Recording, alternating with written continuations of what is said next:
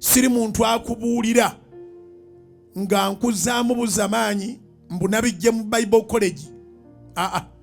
Nze manyi kye bayita okeera ku makya nga social media yonna eri ku ggwe nga teri kalungi ke kwogerako.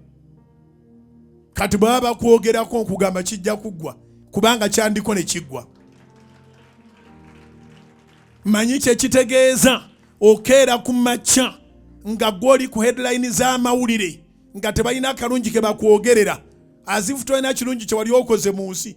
Wiiki neggwako, wiiki 2 ne ziggwako, omwezi ne guggwako, emyezi 6 ne giggwako, omwaka ne guggwako, ng'eyo media eringa etalina birala byesobola kukuba ku mawulire gaayo ng'ekubako gwe wekka.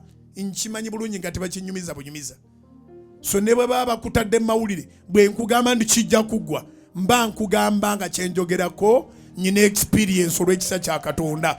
Sinze nzize nga neeyisaawo wonna abadde Katonda. Manyi kye kitegeeza okusimatuka okufa ne bavunaana ataakuse. Azini siga nti ne bakwata yabadde akutta. Ne bagandi yabadde musiru wa kikaaki. Lwaki emipiira gy'emmotoka teyagikubye masasi?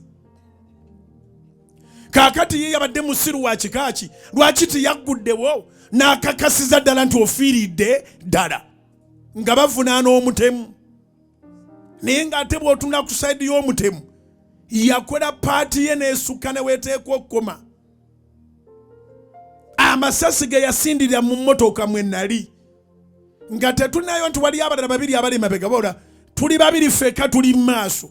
Amasasi ge yasindika mu maaso gatta abantu 10 n'okusoba naye yagasindikira abantu aba 2 era amala ggulewo n'okugulawo.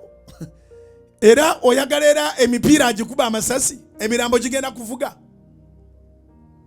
Yakola omulimo gwe naye ndi omu ku bantu ababaddewo n'empulira abantu nga bavunaana ataakumaliriza nga bwe yabadde omusiru alimba talina magezi. Toggulawo gwe n'okakasa nti omuntu awedde. So bw'oba olina ekizibu nga lwakunoonya okutta oba wasimatuse, nze omu ku basobola okuzzaamu amaanyi nti Katonda akuwonya wano n'akuwonya ne wano n'akuwonya nawo n'akuwonya ne wali n'akuwonya ne wali. Oh, somebody shout hallelujah. Zikubira waggulu mu linnya erya Mukama waffe Yesu.